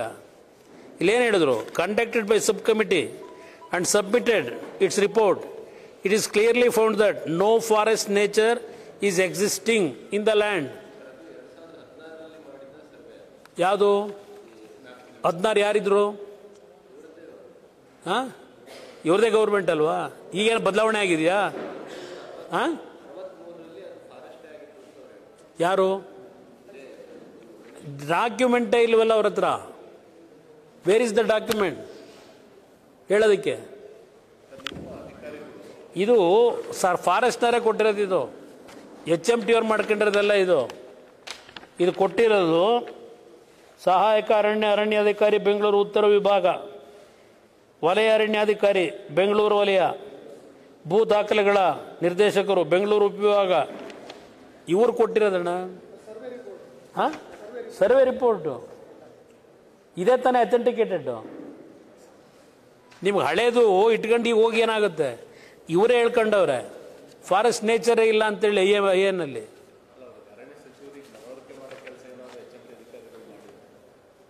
ನಾವು ಮನವರಿಕೆ ಏನು ಮಾಡೋ ಅಂಥದ್ದೇನಿದೆ? ಈಗ ಹೇಳ್ತಾ ಇದ್ದೀನಲ್ಲ, ಅವರು ಡಾಕ್ಯುಮೆಂಟ್ ಮೊದಲು ಸರಿಯಾಗಿ ತರಿಸ್ಕೊಳ್ಳಿ ಡಿಪಾರ್ಟ್ಮೆಂಟಿಂದ.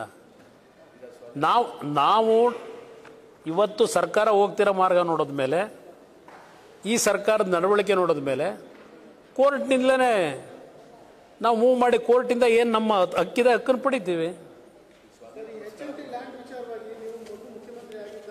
ಹೇಳಿದ್ದೆ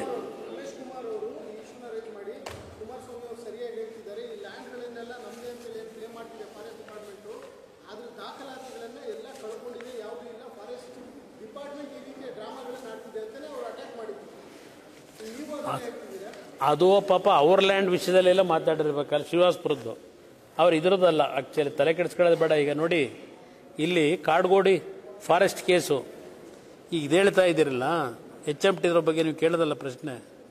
ಕಾಡ್ಗೋಡಿ ಕೇಸಲ್ಲಿ the learned single judge of the honourable high court of Karnataka at Bangalore in is order dated 25th May 2012, writ petition number 7200 of 2008, Concord India Private Limited versus the Range Forest Officer of others. ಇದರಲ್ಲಿ ಏನು ಹೇಳಿದ್ರು?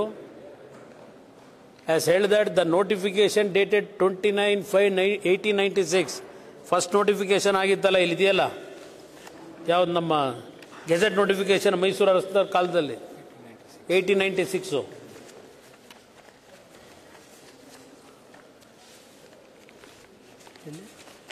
ಇಲ್ಲ ತೆಗೆದು ಇದರ ಬಗ್ಗೆ ಏನು ಹೇಳ್ತಾರೆ? Not being rule compliant land measuring 711 acres in survey number 1 Kadugodi Bengaluru taluk does not fall within the expression state forest under rule 1 of forest rules 1878. Same ಎರಡು ಒಂದೇ 1878 ಆಗಿರೋದು. ಪೀಣ್ಯ ಇದು ನಿಮ್ಮ ಕಾಡ್ಗೋಡಿ. ಅದಕ್ಕೆ ಜಡ್ಜ್ಮೆಂಟ್ ಕೊಟ್ಟವ್ರೆ. ಆ ಜಡ್ಜ್ಮೆಂಟ್ ಮೇಲೆ ಮತ್ತೋದ್ರು ಸರ್ಕಾರ. ಡಬಲ್ ಬೆಂಚಲ್ಲೂ ಸರ್ಕಾರದ ಮನವಿ ತಿರಸ್ಕಾರ ಆಯಿತು. ಸುಪ್ರೀಂ ಕೋರ್ಟ್ ಹೋದರು. ಸುಪ್ರೀಂ ಕೋರ್ಟಲ್ಲೂ ಡಿಸ್ಮಿಸ್ ಆಗಿದೆ. ಅವ್ರನ್ನ ಕೇಳಿ, ಈಗ ಫಾರೆಸ್ಟ್ ಲ್ಯಾಂಡ್ ಅದು ಯಾವ ಹಿಂದಿನ ಕಾಲದಲ್ಲಿ ಇತ್ತು ಅಂತ ಹೇಳ್ತಾವ್ರಲ್ಲ HMTನ, ಈಗ ಅದನ್ನು KDB ಕೊಟ್ಟವ್ರಲ್ಲ, ಹೆಂಗೆ ಕೊಟ್ಟವ್ರು ಕೇಳಿ? ಕೊಟ್ಟವನೇ ಇತ್ತವಳಿ ಸರ್, ಇದು ನಿಮ್ದಿದ್ದು. This is the issue. ಹೇಳಿ ಸರ್, ಇನ್ನೇನಾದ್ರು ಇದ್ರ ಪ್ರಶ್ನೆ ಕೇಳಿದ್ರ ಬಗ್ಗೆ? ಹಾಂ, ನನಗದರಿಂದ ಏನು ಸಿಗುತ್ತೆ ಅವ್ರದ್ದು ಗೊತ್ತಿಲ್ಲ ನನಗೆ. ಇದು ಮಾಡೋದ್ರಿಂದ ಅವ್ರು ಏನು ಸಾಧನೆ ಮಾಡ್ತಾರೆ ಗೊತ್ತಿಲ್ಲ ನನಗೆ. ಜನಕ್ಕೆ ಒಳ್ಳೇದು ಮಾಡಬೇಕು, ಜನ ಹಾಳು ಮಾಡಬೇಕು ಅನ್ನೋದು ಅವ್ರು ತೀರ್ಮಾನ ಮಾಡ್ಕೋಬೇಕು. ಇಲ್ಲ ನನ್ನ ಸ್ವಂತಕ್ಕೋಸ್ಕರವಾಗಿ ಇದು ರೀಬರ್ತ್ ಕೊಡಬೇಕು ಅಂತ ಇದ್ದೀವ ನಮ್ಮ ಸ್ವಂತಕ್ಕೆ?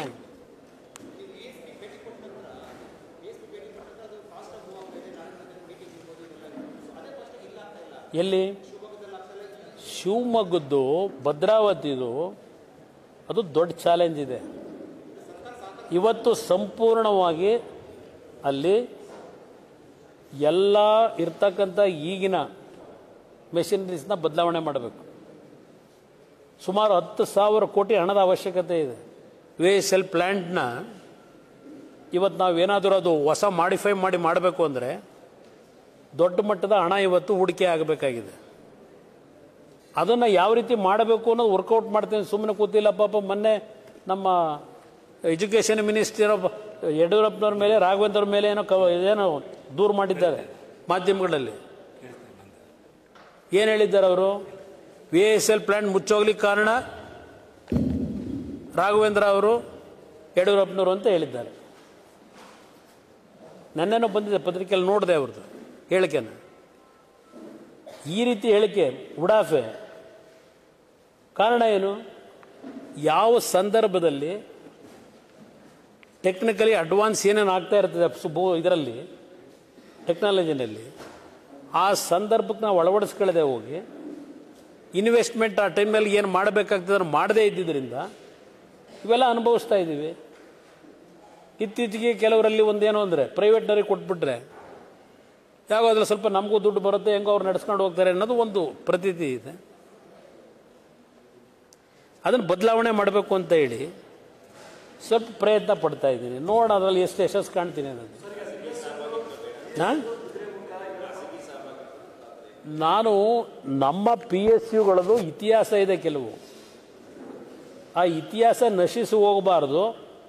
ಆ ಇತಿಹಾಸನ ಉಳಿಸಬೇಕು, ಮುಂದಿನ ಪೀಳಿಗೆಗೆ ಉದ್ಯೋಗನೂ ಸೃಷ್ಟಿಯಾಗಬೇಕು, ಲಾಭಕ್ಕೂ ತರಬೇಕು. ಇದು ನನ್ನ ಮೂಲ ಉದ್ದೇಶ. ಹಾಂ, ಅಲ್ಲ, ಈ ಲ್ಯಾಂಡ್ ವಿಷಯದಲ್ಲೇ ತಕರಾರು ತೆಗೆದು ಕೂತಿದಾರಲ್ಲ. QS ಇಲ್ದು ಒಂದು ರೀತಿ ರಾಂಗ್ ಮೆಸೇಜ್ ಕೊಡ್ಲಿಕ್ಕೆ ಹೊರಟರು. ಈ ನೆನ್ನೆಯಿಂದ ಇದು ಶುರು ಮಾಡಿದ್ದಾರೆ. ವರ್ಕರ್ಸ್ಗಳಲ್ಲಿ ಏನೋ ಭಾವನೆ ಮೂಡ್ಬೋದು, ಕೆಲಸ ಮಾಡೋರ ಮೇಲೆ ಏನು ಭಾವನೆ ಮೂಡ್ಬೋದು. ಒಂದು ಪ್ರೋತ್ಸಾಹ ಕೊಡಬೇಕು, ನಾವು ಡಿಸ್ಕರೇಜ್ ಮಾಡಬೇಕು. ಹಾಂ, ಮಾಡಲಿಕ್ಕೆ ಅವಕಾಶಗಳಿದೆ. ದುಡ್ಡಿನ ಕೊರತೆ ಇಲ್ಲ. ನಾವು ಯಾವುದೇ ಕೆಲಸ ಮಾಡಲಿಕ್ಕೂ, ನಾನು 2 ಬಾರಿ ಮುಖ್ಯಮಂತ್ರಿಯಾಗಿ ಕೆಲಸ ಮಾಡಿದ್ದೇನೆ, ದುಡ್ಡಿನ ಕೊರತೆ ಇರಲ್ಲ. ನಾವು ಯಾವ ರೀತಿ ಹೊಂದಿಸಬೇಕು ಅದು ಮುಖ್ಯ ನನಗಿಲ್ಲ. ಈಗ 25,000 ಕೋಟಿ ರೈತರ ಸಾಲ ಮನ್ನಾ ಮಾಡಿದೆ ರಾಜ್ಯ ಸರ್ಕಾರದಲ್ಲಿ. ಮಾಡೋಕ್ಕೆ ಸಾಧ್ಯನೇ ಇಲ್ಲ ಅಂದರು, ಮಾಡಿ ತೋರಿಸಿದ್ದೀವಿ. ಇದು ಅಷ್ಟೇ ಕಷ್ಟ ಇದೆ, ಸುಲಭ ಇಲ್ಲ. ಏಕೆಂದರೆ ನಾನು ಫೈನಾನ್ಸ್ನ ಇಲಾಖೆನ ಒಪ್ಪಿಸ್ಬೇಕು, ಮಂತ್ರಿಗಳನ್ನ ಒಪ್ಪಿಸ್ಬೇಕು, ಪ್ರಧಾನಮಂತ್ರಿ ಒಪ್ಪಿಸ್ಬೇಕು. ಮತ್ತಿನ್ನು ದೀಪಮ್ ಅಂತ ಹೇಳಿ ಡಿಸ್ಇನ್ವೆಸ್ಟ್ಮೆಂಟ್ನ ನೋಡ್ಕೊಳ್ತಕ್ಕಂಥ ಒಂದು ಹೆಡ್ ಇದೆ, ಅದೊಂದು ಇಲಾಖೆ. ಅವ್ರನ್ನ ಕನ್ವಿನ್ಸ್ ಮಾಡಬೇಕು. ಒಂದೇ ಸಲ ಆಗಲ್ಲ ಇವೆಲ್ಲ. ಬಟ್ ಒಂದು ನಾನೇನು ಕೈ ಹಾಕಿದ್ದೇನೆ, ಒಂದು ಸಕ್ಸಸ್ ಮಾಡಿದ್ರೆ ಆಟೋಮೆಟಿಕಲಿ ಆಗ ಅವ್ರಿಗೂ ಒಂದು ಕಾನ್ಫಿಡೆನ್ಸ್ ಕ್ರಿಯೇಟ್ ಆಗುತ್ತೆ. ಇಲ್ಲಪ್ಪ ಇವನೇನೋ ಮಾಡ್ತಾನೆ ಅಂತಕ್ಕಂಥ ಎಲ್ಲ ಒಟ್ಟಿಗೆ ಹಾಕೋದಕ್ಕಿಂತ ವಿಷಯಗಳು ಕಲೆಕ್ಟ್ ಮಾಡ್ತಾ ಇದ್ದೀನಿ. ಆದರೆ ಇನ್ನೊಂದು ಸದ್ಯದಲ್ಲೇ ಒಂದು ವಿಷಯದಲ್ಲಿ ಗುಡ್ ನ್ಯೂಸ್ ಕೊಡ್ತೀವಿ. ಅದು ಬೇಡ, ಈಗ ಸದ್ಯಕ್ಕೆ ಬೇಡ, ಹೆಸರು ಹೇಳೋದು ಬೇಡ. ಈಗೆಲ್ಲ ಒಂದು ಲೆವೆಲಿಗೆ ತಂದಿದ್ದೀವಿ.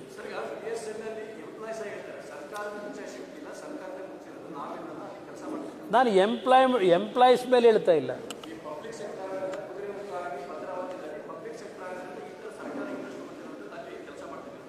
ಈಗ ನಾನು ಆ ಒಂದು ಕಂಪ್ಲೇಂಟ್ ಇದೆಯಲ್ಲ, ಆ ಕಂಪ್ಲೇಂಟ್ನ ಹೋಗಲಾಡಿಸಬೇಕು ಅಂತಲೇ ಇಂಟ್ರೆಸ್ಟ್ ತಗೊಂಡು ಓಡಾಡ್ತಾ ಇದ್ದೀನಿ. ಅದಕ್ಕೋಸ್ಕರಲೇ ಓಡಾಡ್ತಾ ಇದ್ದೀನಿ. ಇನ್ನೊಂದು ತುಂಗಭದ್ರಾ, ನಾನು ರಾಜಕೀಯ ಬೆರೆಸ್ಲಿಕ್ಕೆ ಹೋಗಲ್ಲ. ಇದು 70 ವರ್ಷದ ಜಲಾಶಯ. ಆದರೆ ಒಂದು ಈ ಜಲಾಶಯ TB ಬೋರ್ಡ್ಗೆ ಏನು ಬರುತ್ತೆ, ಒಂದು ಕಡೆ ಆಂಧ್ರ ಪ್ರದೇಶದವ್ರದ್ದು ಜವಾಬ್ದಾರಿ ಇತ್ತು, ಕೇಂದ್ರ ಸರ್ಕಾರದ್ದು ಜವಾಬ್ದಾರಿ ಇದೆ. ಆದರೆ ಈ ಕಮಿಟಿಗಳಿದೆಯಲ್ಲ, ಸೇಫ್ಟಿ ಕಮಿಟಿ ಅಂತ ಏನು ಮಾಡಿರ್ತೀವಿ ರಿಪೋರ್ಟ್ ಕೊಡಲಿಕ್ಕೆ, ಅಲ್ಲಿ ಎಲ್ಲೋ ಒಂದು ಕಡೆ ಈಗ ಇಲ್ಲಿ ಈ ಒಂದು ಇದನ್ನು ಓಪನ್ ಮಾಡಿದ್ದು 133 TMC ನಮ್ಮ ರಾಜ್ಯಕ್ಕೆ ತಗೊಳ್ಳಿಕ್ಕೋಸ್ಕರ ನಮ್ಮ ಬಚಾವತ್ ಕಮಿಷನ್ ಮೊದಲನೇ ಪಾರ್ಟಲ್ಲಿ ಟ್ರಿಬ್ಯುನಲ್ನಲ್ಲಿ ಸುಮಾರು 212 TMC ನೀರು ನಾವು ಅವತ್ತೇನು ಅಲಾಟ್ಮೆಂಟ್ ಮಾಡುತ್ತೆ, ಅದರಲ್ಲಿ 133 TMC ಕರ್ನಾಟಕಕ್ಕೆ, 73 TMC ಆಂಧ್ರ ಪ್ರದೇಶಕ್ಕೆ ಅಂತ ಆದಂಥದ್ದು. ಇಲ್ಲಿ 139 TMC ಏನಾಗುತ್ತೆ ಕರ್ನಾಟಕಕ್ಕೆ ಅಲಾಟ್ ಆಗಿದ್ದು, ಅಲ್ಟಿಮೇಟ್ಲಿ ಈಗ ಊಳು ತುಂಬಿ 30 TMC ಕೊರತೆ ಬಿದ್ದಿದೆ. 30 TMC ಕಡಿಮೆ ಇದೆ, 103 TMC ನಮಗೆ ದೊರಕ್ತಾ ಇತ್ತು. ಇವತ್ತು ಈ 16 + 17 ಗೇಟ್ 33 ಗೇಟಲ್ಲಿ ಇವತ್ತೇನಾಗಿದೆ, ನಮ್ಮ ಒಂದು ಸುಪರ್ದಿ ನೋಡ್ಕೊಳ್ತಕ್ಕಂಥ ಗೇಟಲ್ಲಿ 19ನೇ ಗೇಟಲ್ಲಿ ಇವತ್ತು ಇದು ಚೈನ್ ಕಟ್ಟಾಗಿ ಇದು ಗೇಟ್ ಓಪನ್ ಆಗಿರ್ತಕ್ಕಂಥದ್ದು. ಇಲ್ಲಿ ಸೇಫ್ಟಿ ಮೆಜರ್ಗೆ ಯಾವೊಂದು ಕಮಿಟಿ ಇದೆಯಲ್ಲ, ಪ್ರತಿ ವರ್ಷ ಅವ್ರು ಹೋಗ್ತಾರೆ ಎಲ್ಲ ಇದಕ್ಕೆ ಜಲಾಶಯಗಳಿಗೆ, ಒಂದು ಫಾರ್ಮ್ಯಾಟ್ ಕೊಟ್ಟಿರ್ತಾರೆ ಅವರಿಗೆ. ಆ ಫಾರ್ಮ್ಯಾಟಲ್ಲಿ ಎಲ್ಲ ಫಿಲಪ್ ಮಾಡಿಕೊಡ್ಬೇಕು, ಪ್ರತಿಯೊಂದು ಚೆಕ್ ಮಾಡಬೇಕು ಅವರು. ಪ್ರತಿಯೊಂದು ನಾವು ಜಲಾಶಯದಲ್ಲಿ ಉಪಯೋಗ ಮಾಡಿರ್ತಕ್ಕಂಥ ಪ್ರತಿಯೊಂದು ವಸ್ತುಗಳನ್ನು ನಾವು ಚೆಕ್ ಮಾಡಬೇಕು. ಇದು 70ನೇ ಇಸ್ವಿನ 70 ವರ್ಷದಿಂದ ಕಟ್ಟಿರ್ತಕ್ಕಂಥದ್ದು. ಇದು ಲೂಬ್ರಿಕೇಟ್ ಮಾಡ್ತಾ ಇರಬೇಕಾಗತ್ತೆ ಪ್ರತಿ ವರ್ಷ. ಲೂಬ್ರಿಕೇಷನ್ನಲ್ಲಿ ತಪ್ಪಾಗಿದೆ, ಲೂಬ್ರಿಕೇಷನ್ ಮಾಡದೆ ಹಲವಾರು ವರ್ಷಗಳಿಂದ ಇವತ್ತು ಒಂದು ಚೈನ್ ಕಟ್ಟಾಗಿ ಹೋಗಿರ್ತಕ್ಕಂಥದ್ದು ಅನ್ನೋದು ಒಂದು ಚರ್ಚೆ ಅಂತಲ್ಲಿದೆ. ಕೆಲವರು ಹೇಳ್ತಾರೆ ಇದನ್ನು, ಅದರಿಂದ ಕಟ್ಟಾಯಿತು ಅಂತೇಳಿ. ಇವತ್ತು ಕೇಂದ್ರ ಸರ್ಕಾರದಲ್ಲೂ 2021ರಲ್ಲಿ ಒಂದು ಕಾನೂನು ತಂದರು, ಒಂದು ಹೊಸ ಬದಲಾವಣೆ, ಡ್ಯಾಮ್ ಸೆಕ್ಯೂರಿಟಿ ಒಂದು ಇದನ್ನು ತಂದರು ಬಿಲ್ನ. ಬಟ್ ಇಲ್ಲಿ ಕೇಂದ್ರ ಸರ್ಕಾರದಿಂದ ಒಬ್ಬ ಅಧಿಕಾರಿ ಇರ್ತಾರೆ, ನಮ್ಮ ರಾಜ್ಯ ಸರ್ಕಾರದಿಂದ ಒಬ್ಬ ಅಧಿಕಾರಿ ಇರ್ತಾರೆ, ಚೀಫ್ ಇಂಜಿನಿಯರು. ಇವ್ರದ್ದೆಲ್ಲ ಕೆಲಸಗಳೇನು? ನಾನು ಪ್ರತಿಯೊಂದು ರಾಜಕಾರಣ ಬೆರೆಸ್ಲಿಕ್ಕೆ ಹೋಗೋದಿಲ್ಲ. ಈಗ ಇದೇ ರೀತಿಯಲ್ಲಿ 1982ರಲ್ಲಿ ನಾರಾಯಣಪುರ ಡ್ಯಾಮು, ಆ ಡ್ಯಾಮನ್ನು ನಿರ್ಮಾಣ ಮಾಡಿ ಗುಂಡೂರಾಯರು ಅರ್ಜೆಂಟಲ್ಲಿ ಡ್ಯಾಮ್ ಓಪನ್ ಮಾಡಬೇಕು, ನೀರು ಓಪನ್ ಮಾಡಬೇಕು, ಜನ ಕೊಡಬೇಕು ಅಂತೇಳಿ ತರಾತುರಿಲಿ ತೀರ್ಮಾನ ಮಾಡ್ಕೊಂಬಿಟ್ರು. 5 ಗೇಟ್ ಇತ್ತು. ಅವತ್ತು ಕೆಲವು ಟೆಕ್ನಿಕಲ್ ಇದನ್ನು ಟೆಂಪ್ರರಿ ಪ್ರೊಸೆಸ್ನಲ್ಲಿ ಹಾಕೊಂಡ್ರು, ಮರೆತು ಬಿಟ್ಟರು. 10 ವರ್ಷ ಏನೂ ಮಾಡೋಕ್ಕೆ ಹೋಗಲಿಲ್ಲ. ಆಗ 2 ಗೇಟ್ ಓಪನ್ ಆದವು 92ರಲ್ಲಿ.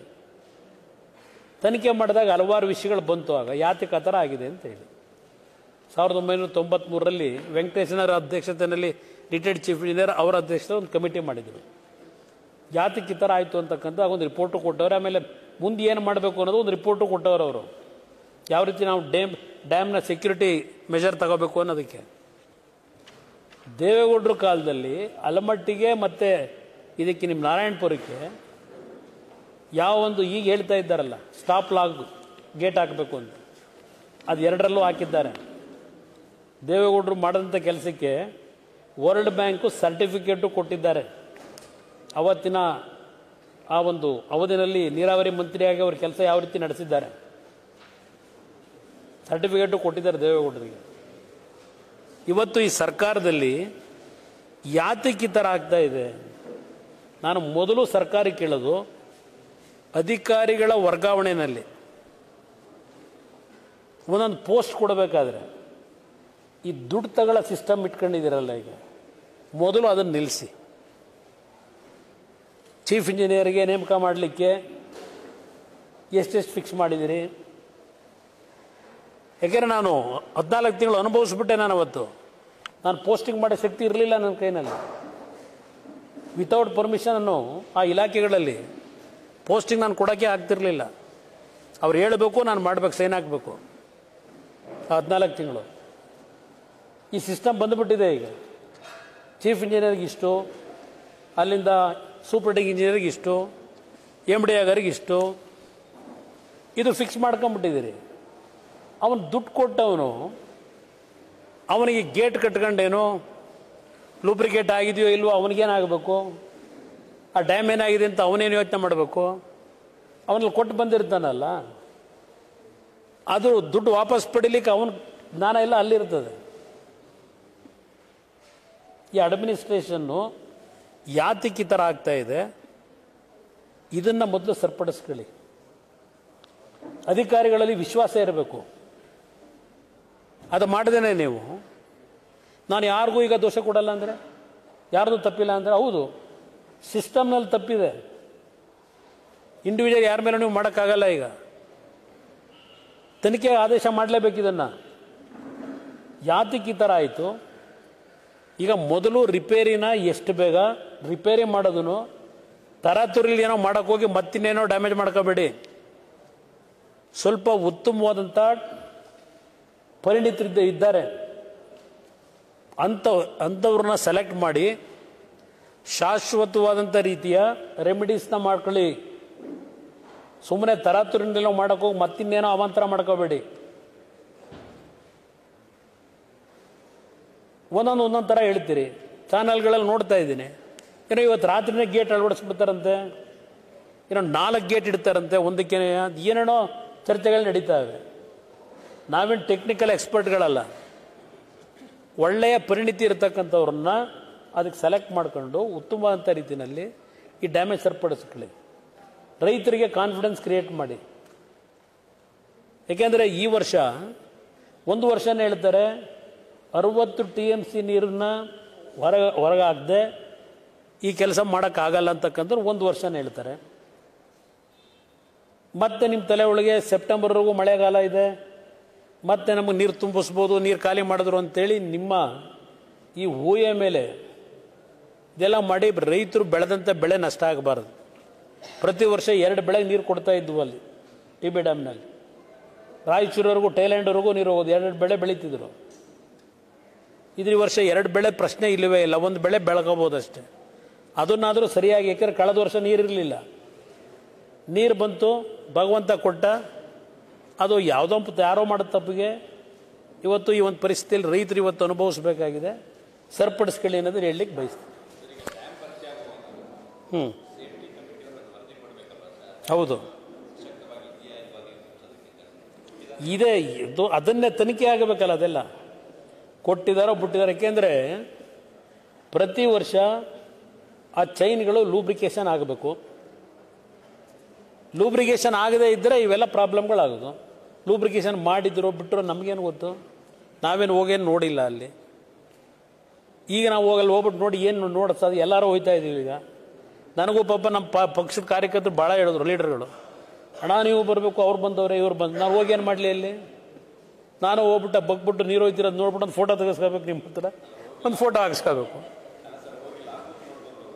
ನಾನು ಏನೇನಾಗಿದೆ ಅನ್ನೋದು ಇಲ್ಲಿ ಕೂತ್ಕೊಂಡೆ ವಿಷಯಗಳು ಕಲೆಕ್ಟ್ ಮಾಡ್ತಾ ಇದ್ದೆ, ಏನಾಗಿದೆ ಅಂತೇಳಿ. ಅದು ಎಲ್ಲಿ ಅದೆಲ್ಲ ಕೊಡ್ತಾರ ಲಾಗ್ ಬುಕ್, ಅದು ಹೇಳ್ತೀನಿ ಕೇಳಿ. ಅದು ಕಮಿಟಿಯವರು ಬರ್ತಾರಲ್ಲ, ಸೇಫ್ಟಿ ಪ್ರತಿ ವರ್ಷ ಸೆಕ್ಯೂರಿಟಿ ನೋಡ್ತಕ್ಕಂಥ ಕಮಿಟಿ, ಒಂದು ಫಾರ್ಮ್ಯಾಟ್ ಇಟ್ಕೊಂಡಿರ್ತಾರೆ. ಬಹುಶಃ ಫಾರ್ಮ್ಯಾಟಲ್ಲಿ ಫಿಲಪ್ ಮಾಡ್ತಾರೆ. ಅದು ನೋಡ್ದೋ ಇದೆಲ್ಲ ಸರಿ ಇದೆ, ಅದು ನೋಡ್ದೋ ಇದೆಲ್ಲ ಸರಿ ಇದೆ, ಫಿಲಪ್ ಮಾಡಿ ಕೊಟ್ಟೋಗಿರ್ತಾರೆ. ನೋಡಿದ್ರೋ ಬಿಟ್ಟರೋ ನಮಗೇನು ಗೊತ್ತು. ಇದು ಇರ್ತಕ್ಕಂಥದ್ದು.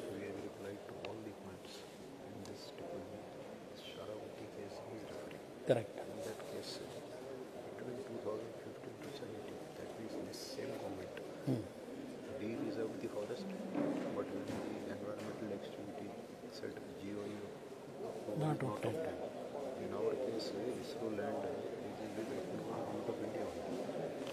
ಇದು ಏನು ನೆನ್ನೆ ಇನ್ನೊಂದು ಬ್ರದರ್ ಶರಾವತಿದು ಸಂತ್ರಸ್ತರ ಪ್ರಕರಣದಲ್ಲಿ ಮತ್ತು ಗೋದಾವರ್ಮನ ಪ್ರಕರಣ ಅಂತೇಳಿ ಹೇಳ್ಕೊಂಡವ್ರು ಇವರು, ಈಶ್ವರ ಖಂಡ್ರೆ ಇವರು. ಇಲ್ಲಿ ಶರಾವತಿ ಪ್ರಕರಣ, the government D-reserved forest land between 2015-17 but was challenged in court by Girish Achar, an environmental activist, as prior permission from Government of India was not obtained. ಅದೇ HMTಗೆ ಇಸ್ರೋಗೆ ಲ್ಯಾಂಡ್ ಕೊಡ್ತಕ್ಕಂಥದ್ದಕ್ಕೆ ಗೌರ್ಮೆಂಟ್ ಆಫ್ ಇಂಡಿಯಾ ಪರ್ಮಿಷನ್ ಕೊಟ್ಟ ಮೇಲೆ move ಆಗಿರೋದು. ಇದಕ್ಕೂ ಅದಕ್ಕೂ ಇರೋ ವ್ಯತ್ಯಾಸ ಏನು ಅನ್ನೋದು ಇದು ಸ್ವಲ್ಪ ಅರ್ಥ ಮಾಡ್ಕೊಳ್ಳೋದು ಒಳ್ಳೆಯದು minister. Thank you brother. Sir ಎಲ್ಲ ಊಟ ಮಾಡಿ. ಹಾಂ ಏನು ಹೇಳಿ?